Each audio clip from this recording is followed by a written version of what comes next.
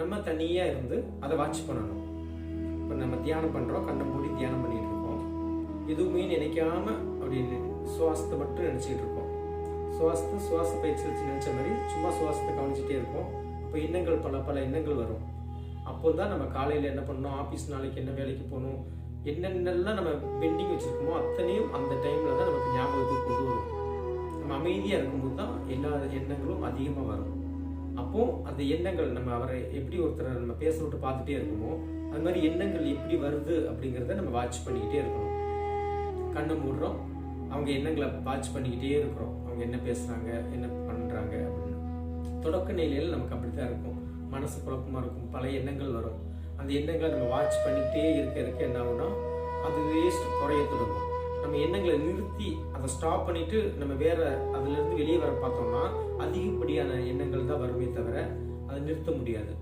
இப்போ ஒரு தண்ணி ஓடிக்கிட்டு இருக்கு அப்படின்னா நம்ம போய் அந்த தண்ணியை ஓட்டத்தை நிறுத்தணும் அப்படின்னு நம்ம அணை கட்டினோம்னா அணையை உடைச்சிக்கிட்டு தான் வரும். எண்ணங்கள் வந்து அது மாதிரி அதிகமாக தான் வரும்.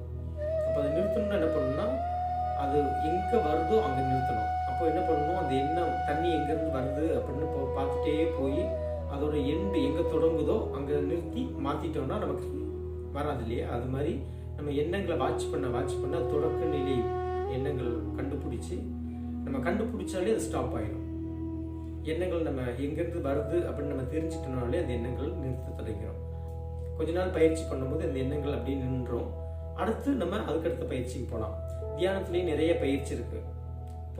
இப்போ வந்து இது எண்ணங்களை கண்ட்ரோல் பண்ணுறதுக்கு மட்டும்தான் பார்த்துருக்கோம்.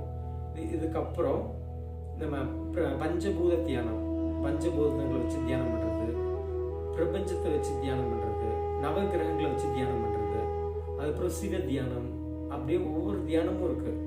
பல தியானங்களை நம்ம படிப்படியாக பார்க்கலாம். ஒவ்வொரு தியானங்கள் பண்ணும்போதும் நமக்கு ஒவ்வொருபடியான சக்தி கிடைக்கும். அதை நம்ம தியானம் பண்ணி உணரதான் முடியுமே தவிர அதை சொல்லி புரிய வைக்க முடியாது. அந்த தியானம் பண்ணி தான் தெரிஞ்சுக்கணும். தொடர்ந்து பாருங்கள், அடுத்தடுத்த வீடியோ கண்டினியூஸாக வரும்.